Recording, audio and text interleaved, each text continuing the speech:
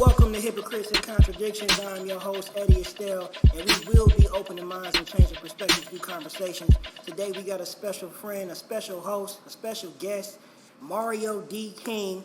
He's got a new book coming out called Low Reign. That's Lowreign. And we will be discussing his book, the benefits of reading, and most importantly, the benefits of writing. So Mario, if you could, introduce yourself, brother, and just tell us a little bit about you. Yes, please, brother. First and foremost, man, I'm blessed and thankful to be here, man. Appreciate the opportunity. Again, anytime you have a new project or a new piece of work coming out, that excitement always gets into you. And off the record, before we even started this podcast, just talking about the journey of where I am today in comparison to where I was 2 or 3 years ago. So, man, it's a great day for me to be blessed and thankful, again, for the opportunity, man. Yes, and appreciate this tea you got me sipping on right here. Now, what you said is, what's this called again? If y'all don't know, I'm probably like #1 in the world as far as making teas, and I made him a special blend today. This is hibiscus, mint. I put a little bit of lavender in there, some rose petal, and a specific herb called star anise. It's got a little licorice flavor to it. So this is just to calm and relax us a little bit, and I'll put a little special ingredient in there for you. Yeah. Smooth taste. So going back to me, who I am as a person, man. So as far as my writing journey, I always been a creative by heart. So even when I was younger, as kids, you always imagine where you want to be, once you get to a certain set in your life or a certain age. And my creativity was just developed over, writing just beyond that, just having that imagination as a kid. I was always enamored by, the guys like Spike Lee, John Singleton, who created these stories, that I can get familiar with based on the communities that I came from. And if you think about that, even hip-hop or music in general, all of those different formats started with words. You know what I'm saying? You can't have those different arts unless it's written on paper. So once I fell in love with the love of writing, the love of wordplay, poetry came apart due to Love Jones, Darius Love Hall. I was one of those dudes who wanted to, write that love letter to the girls in a poetic way. So all of that just, formulated and stemmed to me to be the creator that I am today. So in a nutshell, that's how my writing journey kind of took off, and it's just, again, stemming off that creativity and different vibes, starting as a youth. Well, you from Memphis, correct? Right, yes, sir. So tell me about how it was growing up in Memphis and what actually triggered the thought in your brain that, hey, these are the thoughts I'm having, I should probably put these on paper. Yeah, Memphis, man, it's a place like none other. First and foremost, man, it's the music capital of the world, specifically starting off with blues, that's the originator of that sound. And growing up in Memphis, it teaches you a lot of things because, a lot of people say people from the South is slow. We didn't get things as fast as people up north or the people out west did. However, it's a very family-oriented, everybody kind of knew everybody. We had our issues like every place else, but it really taught you, how to love. It taught you how to maneuver through different situations because, again, coming from Memphis, that great foundation, being family-oriented, being around, a ton of different friends growing up in the community that I was in, they was able to help, mold me and show me that, hey, you can do anything you can. Because you got to think about it, growing up in a city like Memphis back during those days, it wasn't nobody that I could go down the street and say, hey, let me talk to him because he's doing something that I want to do. Most of my stuff came from watching television, right, or reading books. So how can I tap into that world based in Memphis, but you got to have a strong support system to be able to do that. So again, like I started the podcast saying, I'm blessed and thankful. I'm blessed to have that circle of influences around me. They may not have had what I wanted at the time, but they left those jewels and instilled those values in me. So when I got older, I knew how to get to where I wanted to go. So I'm thankful for them. Okay. All right, so around what age did you start writing, or did it come to you later on? For me, writing, I would probably say it had to be under 10 because at that time, hip-hop was starting to boom, starting to buzz. So every kid, I guess at some point was playing around with lyrics or whatnot. So it stemmed from there to the art of storytelling. Let me take it back. So newspaper on Sundays, the comic strips. Yep. I'll definitely say that's where that art form came because I used to draw before I started playing with words. So I used to do my own little comic strips and put the words into it when I was drawing it. So that was, the elementary part of it. But as far as me taking it serious and expanding on it, it had to be my teenage years. And again, I circle that back to Love Jones. Once I saw how he was playing around with words and he was getting, the attention from all the girls, that's where it started. Now, how did it grow for me to be, the storytelling? And I've said this before on multiple platforms. I was dating a girl at a time in college, and I didn't have no TV, broke college student, and she left a book sitting on my desk. What's the name of it? The Coldest Winter Ever. Oh, so she left good that. Yeah, she left that. And I wasn't no novel reader or anything like that. But again, I was bored one day. I said, let me pick this book up and see what it's all about. So I read through it, man. I was hooked like it was a TV show. So I said, okay, so you can get attention like this, through books. And I was already good with words. And I took a creative writing class in college, and it just kind of grew from there. So for me to answer this story or answer your question in a short way, it was just through steps as far as how I developed to be the writer that I am today. Let's hear about the steps. Yeah, those are steps. So okay. Starting off young, creative flows. So that was just, me doing, the comic strips and things like that. Then that kind of bridged over to poetry. Then after poetry, that's when I learned the art of storytelling, and it kind of just blossomed from there. Yeah, okay. Yeah. So yeah. right now, would you consider? I consider you an author. Yeah. Right? Because the point of the show is not to just highlight the people that's on top. It's to highlight the people that's at the middle. Exactly. And this is your first book, correct? No, this is the first one in a couple of years. Okay. So the first book I had was in 2013 called A Crisis Before Midlife. So I had that one, and I also did a venture with one of my writing buddies in Memphis, Tennessee called Jay Henderson.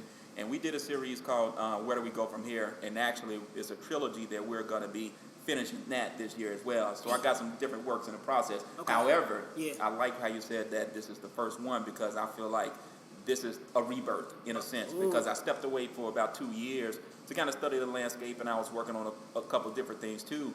And one thing that I learned is with age, you learn more, you grow more. So whatever art form that you're in, of course, you get better with time. So this is like a rebirth for me, man. I'm excited about it. The feedback from my editors was amazing, and a couple people who've had the privilege to kind of read, some of those preliminary stages of it. And I'm excited, man. Okay. I'm thrilled. All right. So rebirth, like I like the way you say that, because that's what we was talking about a couple minutes ago.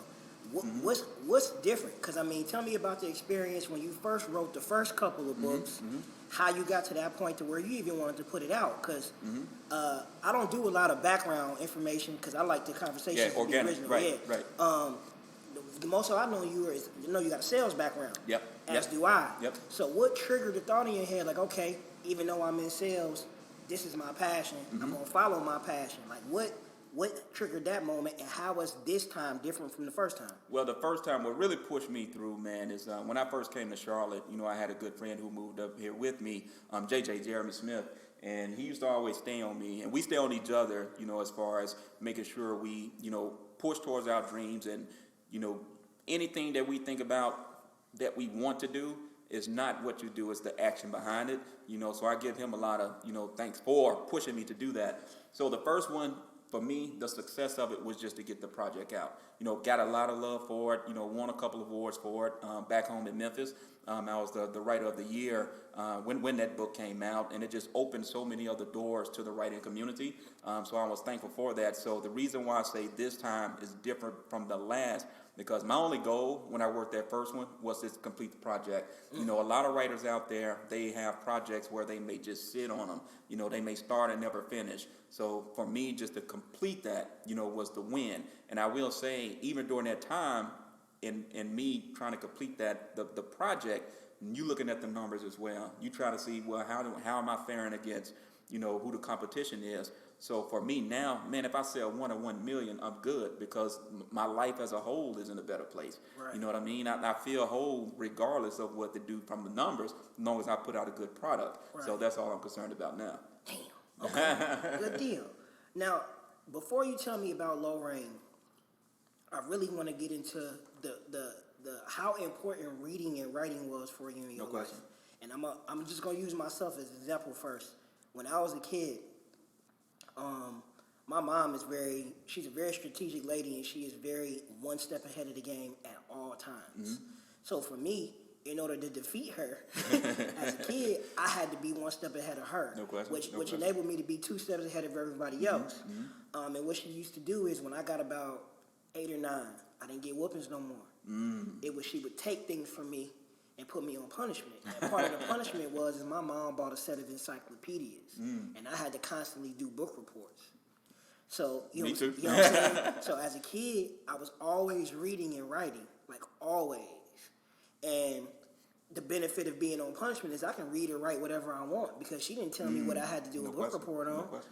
So, you know what I'm saying? I could just explore and I can write and just express myself in ways that many kids weren't able to. And as a result, I became a better communicator. I was able to lie better. You know what I'm saying? But not only that, in school, I could go to school and on day one read a class syllabus and pretty much read everything that was going to be done for that whole quarter or semester and get it done beforehand because I'm used to getting in the books. Like you're telling me nothing I can't do already, right? So creatively, I was able to go to a place where most kids weren't afforded the ability to go to. How has reading and writing affected you, like growing up and even today as an adult? Yeah, huge part, man. Just like you know, my mother stayed on me, my father as well, as far as making sure I was feeding myself mentally. You know, I'm a reading rainbow kid, so you know that's where that process usually started. I always had a knack for education and just learning. Again, just going back to when we started the conversation. Growing up in Memphis, you're not seeing, you know, the people that you see on the TV screen. We're not talking about New York. We're not talking about California. So for me to get that information at the time, it was through books. You know, it's not like the digital world is today as far as you can type something up and find it. You got to go to a library to get that information. Right. You know, anything you wanted to find out, you had to physically go to the source. So, you know, reading has always been a soil, you know, to help fertilize my growth in everything that I've done. And one book that comes to mind for me is where the reading and the knowledge took off for me is my mother bought me a book, and I can't remember the name of it, but it was about famous African Americans. You know, and as I turned the page and learned about different guys like Marcus Garvey, you know, these are individuals they wasn't teaching us, you know, at school. Correct. You know, we had the base, you know, knowledge as far as MLK.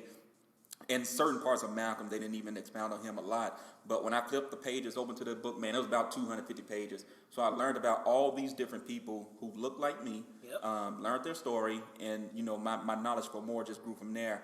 As far as my reading habits, when I took off from there, I started reading about different leaders because I always, like you, when you mentioned, it's not the end. I like the middle part. I like the journey.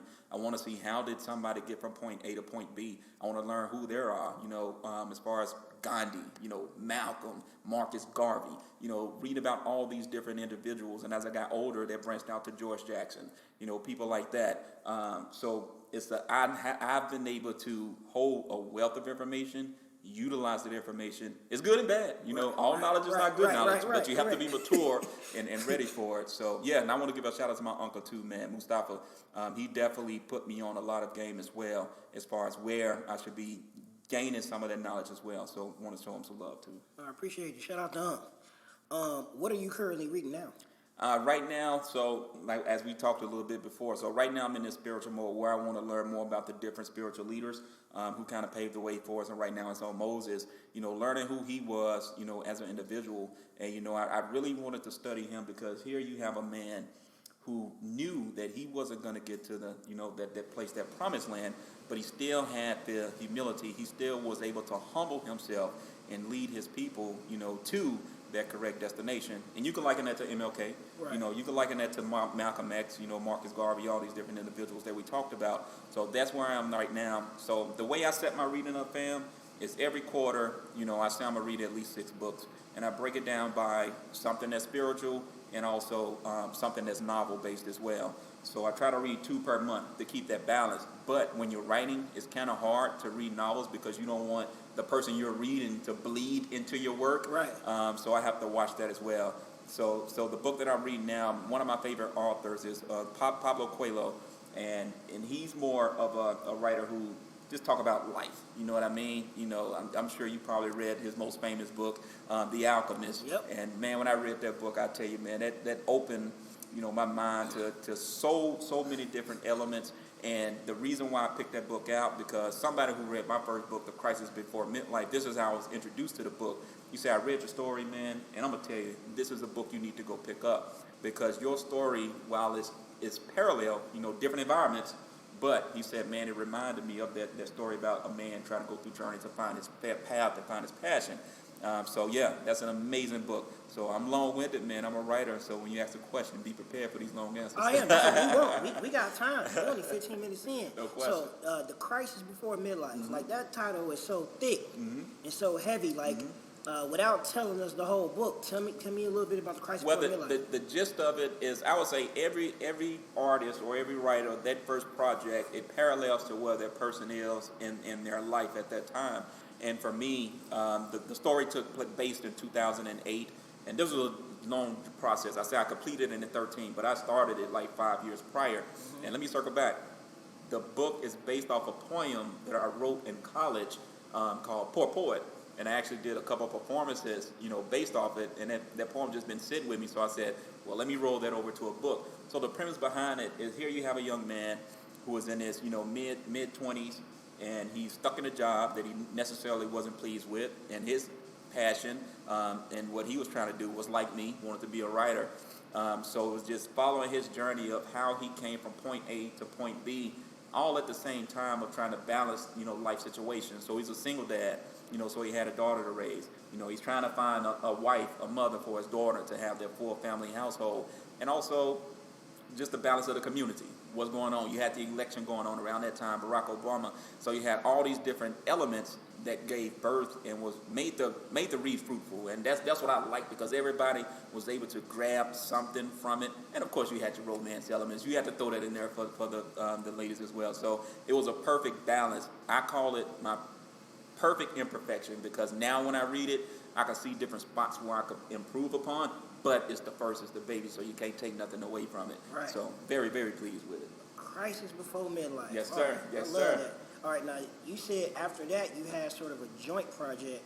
Yeah, so again, the Crisis Before Midlife, when I used to travel with the book, it allowed me to connect and meet with different, writers across the board. And I came across Jay Henderson, who was a phenomenal writer in her own right, in my hometown, Memphis, Tennessee, which made it, even better. So we was able to connect and talk. And with her success, and I don't know, I can't even remember how we came on the conversation about it, but we said we should do something together. And what we wanted to do was create a series based around relationships and the things that can go wrong, with when you don't connect the right way. So when you try to force a situation with the wrong person, you have all these different bad elements that can kind of come behind it. So that's what we created, had two characters. I did the male part, she did the female part, and we kind of just played off each other. So we didn't have a direct roadmap of where the story is going to go. It was almost like a creative lyrical exercise. So she'll send me her chapter, and I write my next chapter based off of what she said, and she have to write the next chapter based off of what I said. And man, it was fun. It was definitely fun. So again, I'm glad that we're wrapping that up. The book is already done. We're just waiting to put it out. Once I put out Low Rain, then that one should be coming out sometime in October. That sounds dope. Oh man, I'm telling you, that book, I used to get so much feedback, from it. My mom was selling them like cakes. I used to send my mom a shipload of books that you're like, they sold out already, Mario. Everybody waiting for, the next one. I was like, yeah, give me time, Mama. We gonna get it done. So she's excited, because I told her about 2 weeks ago, like, yeah, me and Jay wrapped it up. She said, yeah, the people waiting. So yeah, it's been good to me, man. That's dope. All right, so I'm going back to the title, The Crisis Before Midlife, and I want to know, like, where are you at right now as far as I feel like we on the same journey. We trying to go from being employed to being self-employed, and then being able to actually call ourselves entrepreneurs. No question. Where are you at in that process, and how are you balancing sort of working and writing? That's a good question. If you would ask me that probably a year or even 2 years or a year ago, you'll get a different answer. Right now, I think I'm at peace. I'm at that point now in my career where I won't say comfortable, but, I'm at peace with it. I don't have stress levels anymore. And full disclosure, I just came across an opportunity this week. Well, I'll say last week. So I'll be starting a new opportunity in August. So yes, man. So yes. So that opportunity that I'm gonna be taking, while it's still in corporate America, man, it's gonna allow me to really be that creative person that that I love to do on a day-to-day. So we backing off of sales. I love sales, but it's time to grow from there. So long story short, man, I'll be doing some training, being creative and doing those different elements.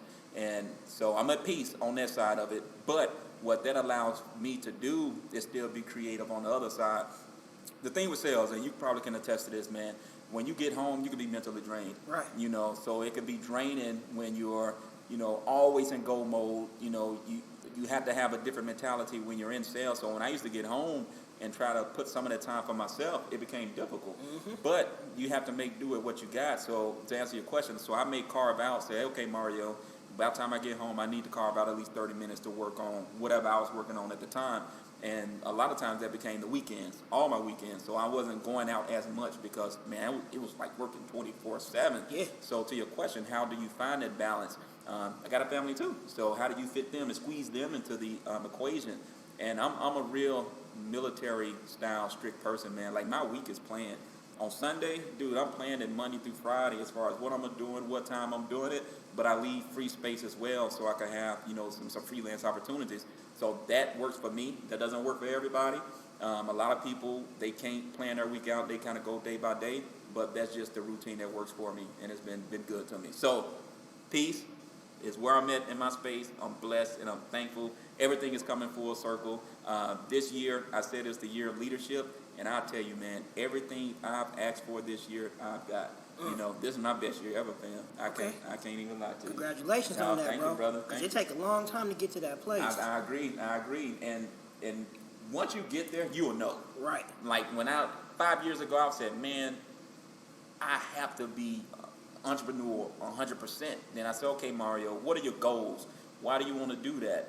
And once I was able to put that pen to paper, say, this is what I want out of life. And the main things for me right now is my time. As long as I have time to free up to have with my family, and financially, dude, I'm good. You know what I'm saying? I may not could get what I want, as far as the next day, but I'm in a place where I can get it 2 days later. Right.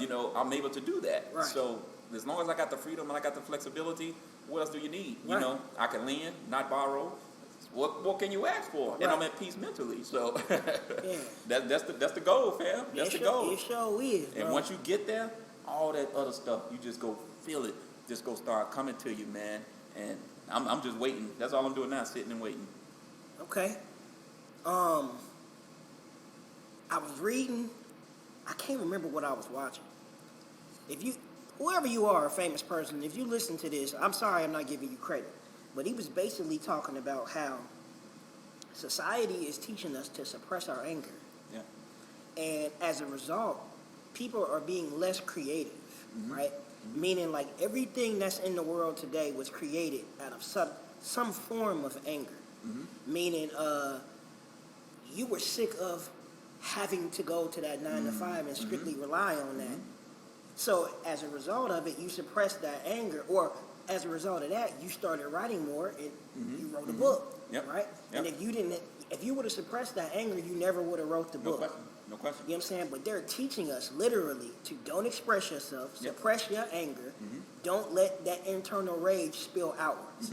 And I'm at a point now where I vehemently disagree. I'm with you. Especially for us. Yeah, because there's so much stuff that's going on right now. If you don't have an outlet, that's where anxiety and depression starts to take No doubt. a firm grip on your throat. No question. Right? So what kind of therapeutic benefits do you see from reading and writing? It takes me to another place, and I'm glad this is a great topic, because a lot of people in our community, they don't have individuals to talk to. I definitely say if you have somebody close to you who you can kind of bounce those frustrations off of, please do, because a lot of people, they don't have those individuals, and they kind of get enclosed and you have a different result.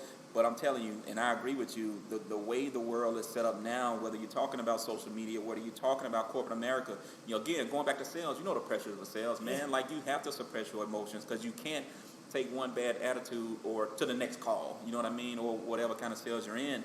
You have to always be on go mode. You almost have to suppress not even just anger, but just your emotions in general. So you think about this. You work all day, you suppressing your emotions. Now you come home, you don't want to bring that negative vibe, energy into the house, so you hold it within the house as well. Where's your outlet? It comes to a point where, man, you can be holding that stuff in so long, then that's why you see people just have these breakdowns, when you're talking about anxiety and depression. But going back to your question about what reading and writing do for me, that's my opportunity, my space, and my therapy, just to be free, to block out all the noise and get in tune to who I am and what I want to accomplish. It depends on what mood I'm in. So if I'm in a spiritual mood, if I'm looking for that therapy, then, I may read a quick book, then I may sit, have a thought about it, meditate. any form of meditation, I definitely would recommend that. Or if I'm want to get in my creative bag, then I'll read a book that'll kind of stimulate that, or listen to some music. Whatever can get me to that next level to block out all the noise, that's the roadmap that I'll take, because there's so much noise out there now where it can kind of, knock you off your rocker and, prevent you from getting to where you need to go. But again, it's a tough balance. I don't have a one solution fits all, because everybody have their vices. But I will recommend, find you a vice, find you a place where you can get some solitude, find you a place or space where you can just allow your mind to be free and not worry about what's going on in the world around you. Okay, we appreciate you, brother. So, to carry that to the next level, like, I feel like I don't have no mentors. Right. Mm-hmm. I don't know if you have any. No but doubt. Nope. I don't really have anybody that's in the same space I'm in that I can call and be like, yo, so we sort of like our own apprentices. Yep. And with that being said, like, what advice do you get to kids, not necessarily all kids, but for kids that have the gift of expressing themselves through visual writing or some kind of creative expression? Like, what advice can you give to them as far as staying in that mode? Because society is telling them that we should be playing football, we should be playing sports, we should be out being active, but everybody else, all these other cultures are thriving in these spaces where we're not at, because we're being told not to express ourselves. No question. So being a man of color, what advice can you give, or what resources can you give for them to actually be able to not only create, but show everybody their creation? No question. First thing I'll say is, don't allow your current situation, no matter what the environment is or the circumstance, to suppress your creativity or make you feel like you're boxed in or limited. Again, in a lot of our communities, let's just give an example. If growing up I wanted to be a doctor, I didn't have the resources or knew the people to say, man, well, let me hook you up with this doctor so you can sit down and he could be your mentor. We lack that in a lot of our communities. So a lot of times you kind of have to walk that path yourself, which is difficult. So the advice I would give the kids, we live in a different world now where, they can tap, to an individual who live thousands of miles away. You have to be diligent in what you want to do, and you almost have to have the mentality of, I don't care what anybody else saying about what I'm doing. If it's a craft or if it's an art that you believe in, just do it. You know what I mean? Right. Action is everything. You can't sit on it now. Man, you read stories all the time about these young kids becoming millionaires off the boat, making bow ties. It's just people who are following their dream and following their passions. If you do it and the work is quality, somebody will find you. Utilize your resources. Right now, social media is that powerful tool. It's a gift and a curse. But if you use it in the right way, and this is a young generation, man, this is their movement. They know how to do all those different things. Utilize it, tune into it, and just be yourself. That's all I can say. And also reach out. If you need a mentor, don't hesitate. Again, that's where social media come into play. Say, hey, Mr. XYZ, I'm so-and-so, this is what I'm doing. I just want to ask you a question. Can we sit down? Can we talk? Now, if you're old enough to do that, I do it now. Right. I use social media. I don't have a mentor per se, but if there's somebody out there that I see who's doing something that I like, I always shoot a quick message saying, hey, can we chop it up for 5 or 10 minutes? It's 50-50. Some people, they won't answer or reply, but the people that do, I'm very appreciative of it, and it has helped me tremendously in my own journey. So don't be afraid to ask. There's no such thing as a stupid or dumb question. And don't be afraid to stick to your own gifts. That's it, 100%. I feel like, in this world, I really stay to myself. So I'm always reading and chilling, and people would associate that with being boring. Yeah. No, yeah. I'm at peace. I'm doing what I like. Ain't that funny though? Have somebody else go tell you what your happiness should be. Well, you seem boring. No, I seem happy. Yeah, I'm happy. Right. This No is question. what I do. No question. I research. No question. And it's No going to question. pay off real soon to all the millions of listeners that might be listening to this podcast. No question. So let's bring it full circle. August 23rd, we are Yes. debuting Low Rain. Yes. I'm not going to tell you to give me the breakdown, but give me a synopsis of Low Rain. Man, quick synopsis right now. One summer, 2 boys in search of manhood. So it takes place in my hometown, Memphis, Tennessee, because again, I wanted to show love in the way I grew up, and it goes back to 1991, during that era. So you got these two young boys, different circumstances, different family situations, and they both have their dreams, and aspirations of where they want to go. So they have different influences that's pulling on them, whether we're talking about the streets or whether we're talking about the lack of mentorship or things that's going on in the house. So you get to follow these two young boys in their journey over their one summer on the cusp, let me add this, on the cusp of turning 16. So, once you turn 16, a lot of times you feel like, I got that man, this is what it takes to be a man. So they find that everything that they thought they knew about what manhood was about was all a fallacy, and they start to realize, man, all the little stuff and all the Jews that they've missed along the way, this is what it means to be a man. So you get a lot of the contradictions about it within the book, and it's a great story for me because, like I said, I'm in a different space where I am now. So it's not about me, but it's almost people like me or people that I grew up with and how their path kind of took them there. And man, I wish I was able to take that road. So, like Boys in the Hood, give you an example. Yeah. Watch that when you was younger. A lot of the Jews that was dropped over your head. If you watch it as an adult, you're like, man, Theories is talking about gentrification. You know what I'm saying? Yeah. All those different elements. So that's what you will get in this book, Minister Society. You had the young man who, when they asked the question, man, do you care whether you live or die? As a youth, you really don't comprehend it until you are faced actually with that situation. So that's what these young boys go through, where you talk about losing your virginity. How do you treat women? All these different, what's the word now? Rape culture. Right. We grew up in that culture. The Sure 90s, did. that's what it was. Yeah. But we didn't know that. We just was, doing what we thought was you were supposed to do. So you get all those different elements, all the fun games we used to play as kids. Some of it specific to Memphis. There's a lot of Memphis lingo in there. But I'm sure, people can be able to pick up from it. So I'm excited about it, man. Like, I really am. So August 23rd, that's the release date. But the pre-orders will be coming up August 1st as well. Okay, so where can we find the pre-orders? Where can we find your information? And where will we be able to buy the book after August 23rd? Amazon. So you just go up to Amazon, type in Lowreign, LOWREIGNE, or just look up my name, Mario D. King. Hit me up on the website, and www.mariod, as in DavidKing.com. That's where you can find me. Link with me on social media as well. On IG, Twitter, Facebook, and it's the same, Mario D. King. I'm always looking to network and grow with different creators, or if you're just interested in my work and have some additional questions for me, I'm an open book, man. Don't hesitate to reach out. Each one, teach one is my philosophy. Any way I can help anybody, and it doesn't necessarily have to be with writing, because I'm well versed in different areas as well. We always need somebody to tap into, somebody to, have that shoulder or ear to lend on. So I'm open book, man. I appreciate that. All right, we appreciate you coming on. You will be back again in the future. Yes, sir. I want to encourage everybody, if you listen to this podcast, if you are a teenager, if you are struggling at your job, if you just need to get away, I would encourage you to read a book or write down your thoughts on a habitual basis. And just make that sort of a creative outlet for yourself, because you don't know what it's going to turn into. You might want to be a lawyer, and writing down the aspirations of being a lawyer might have helped you sort of hone in on that skill or that goal that you got for yourself. This is Hypocrites and Contradictions. Please follow me on Instagram, @Estell_experience.